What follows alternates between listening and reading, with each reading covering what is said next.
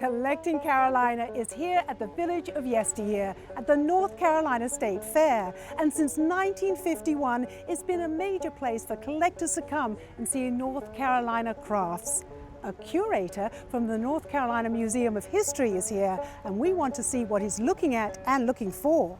Hey, so Joey, I recognize Mr. Raver's artwork here from Wildlife magazines in North Carolina. These are beautiful, beautiful paintings. Tell us, how long have you been here, Mr. Raver? Well, this is my 35th year at the Village of Yesteryear. When I retired from the Wildlife Commission in 1979, they invited me that particular year, and it's been ever since. As a curator at the Museum of History, I'm always looking for new trends. And the museum not only collects traditional antique crafts, but we also collect new artisans.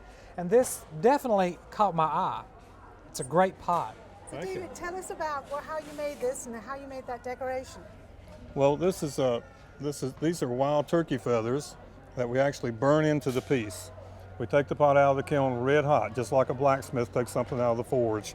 And while it's red hot, we'll lay the feather on there. And the feather burns in and leaves this pattern. So Jerry, here's a great example of an arts and crafts style tile that the artisan has reinterpreted the design for today's modern home. I can really see that in the kitchen or perhaps around a fireplace or somewhere in a new home. Right. Or even an older home. Right. So, our curator, Michael, is looking for ideas, craft experts and specialists, resources, new trends, and new artists.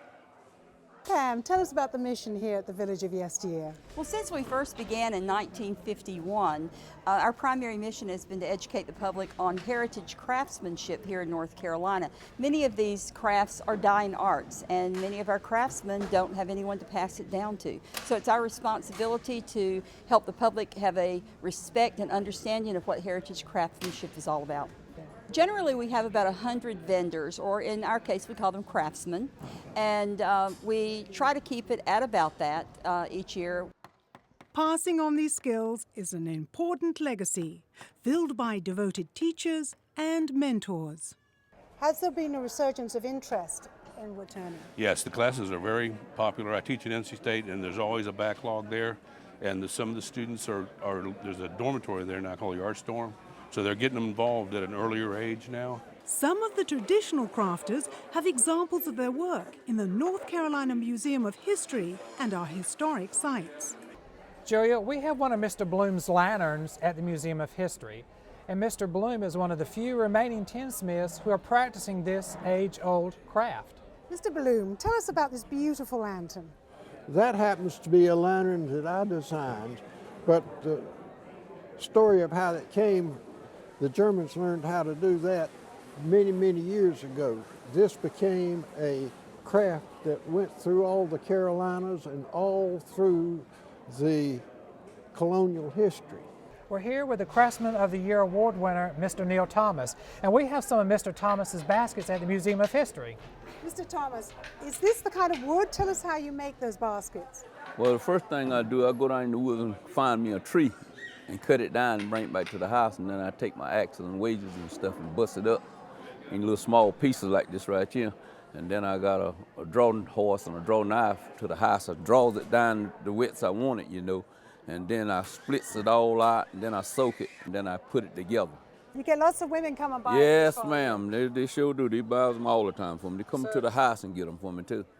Sonora Lynch is a 2007 North Carolina Heritage Award winner, and the North Carolina Museum of History was very fortunate to acquire one of her pots. And each one of her pots tell a story through cultural symbols. This particular design right here is the tobacco design. This is the corn design. This one is the turtle, and this is the dogwood flower, and this is the crosshats design, which represents that we have all that we need. At the Village of Yesteryear, you can acquire a piece of North Carolina history or just something fun from those who preserve and practice the fine art of crafting. For North Carolina Weekend and Collecting Carolina, I'm Julia Carpenter. The Village of Yesteryear is at the NC State Fairgrounds through this weekend.